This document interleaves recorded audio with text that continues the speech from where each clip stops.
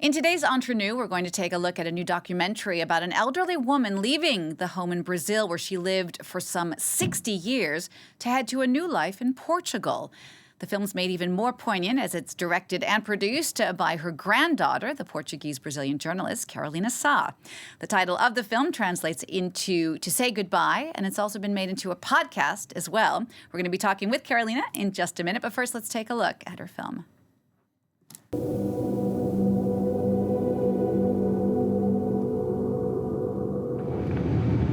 O mundo está tão complicado, Carol, para mim, para minha idade. Deus me livre. Nunca imaginei um tempo assim, Carolina. Senhora? Senhora. Boa tarde. Boa.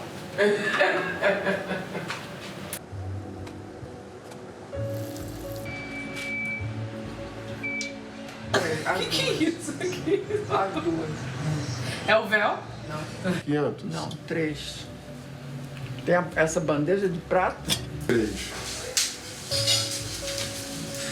3 e 500. Eu sei.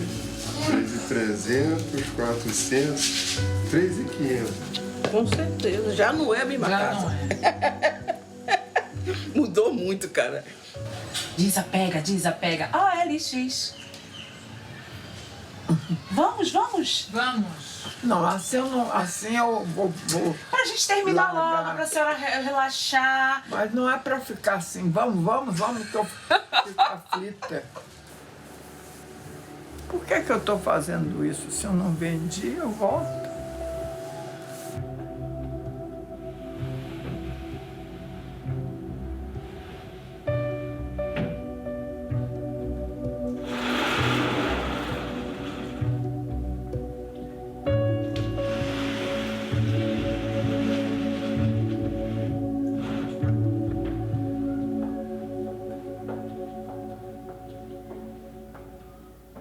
To Say Goodbye, a film directed by Carolina Sá. Carolina, welcome. Thank you. So you, of course, know France 24 very well. Just to fill everyone in, Carolina is also the producer of The World Today with Stuart Norville, the show just before ours. But this film was really a passion project for you. How did it all begin? It began in 2009. I just moved to Brazil. Brazil was always my second home through my mother, my grandmother, and the maternal side of my family. And I'd always dreamt of living there, so I was living this lifetime dream and at the same time struggling enormously to adapt to all the codes and social rules and social barriers within Brazilian society, which is a very divided society. And so I felt more European than ever and kind of struggling to understand these codes and to position myself. At the same time, I spent enormous amounts of time at my grandmother's house. And when I walked into her apartment, it always felt like I traveled in time, not only because of the space itself, the objects inside it, but also and especially because within her apartment lived two worlds. There was her and there was Jaciara, who lived and worked for my grandmother for 32 years. And so you have these two parallel lives, these two diametrically opposed characters who live side by side in a parallel way without ever kind of crossing paths. And so I think filming and trying to understand how this household worked was a miniature version of trying to understand Brazilian society and its divisions. And the film is obviously such a very personal one. It has a very feminine perspective as well. Tell us a bit more about each of these two characters. So they're female characters. There are three main characters, but the two most important ones are Dona Terezinha, my grandmother, who's this beautiful lady who belongs to Rio's elite. She grew up in the interior of Bahia in a cocoa plantation. Her father was a prosperous landlord who gave her everything she wanted. She went to the best schools and educated to be an exemplary housewife, to find a good husband and to have a good marriage. And on the other side, there's Jaciara, who also grew up in Bahia, but in a diametrically opposed world, in very precarious conditions. She had to drop out of school at the age of 12 to help her mother. She had 4 kids from 4 different men who never assumed their responsibility or paternity. And so she had to fend for herself, and that's why she went to Rio and was very quickly hired by Dona Terezinha. What's so great about the film as well is the apartment itself, this place where your grandmother lived for so many decades, is really a character as well. Talk to us about the importance of that in the story.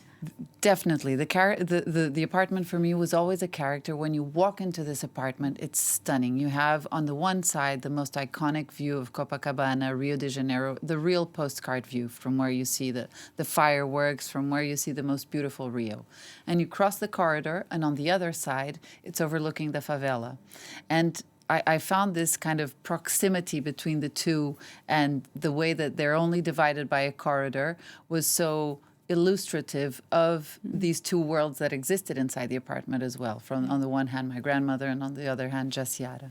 And I've known you a long time, Caroline. I've seen you work on this project for many, many years. I think you had something like 10 years of footage and all. How hard was it editing it down to a film length? It was very difficult. I had three main periods of filming. The first one was in 2009, which was when I started filming in a way of trying to understand. It was more like a game. I didn't really know where I was going. And there, the real kind of epicenter of that period is the novella. So there are three main events in Brazil that bring everyone together and kind of erase all the social barriers, and that's carnival, football, and novella.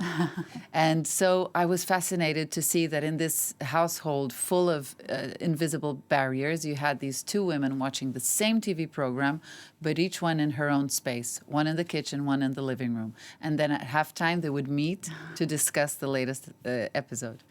So 2009 was that. Then I left Brazil, I moved to Europe, and I came back 10 years later, but everything had changed. There was a much more austere environment. They didn't watch the novella anymore. My grandmother had started watching Netflix.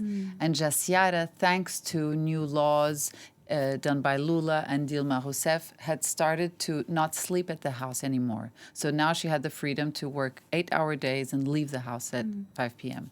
And she started going to the church and became a very, very, very devoted evangelical. And so it was much more difficult to access them because I didn't have that game of the novella.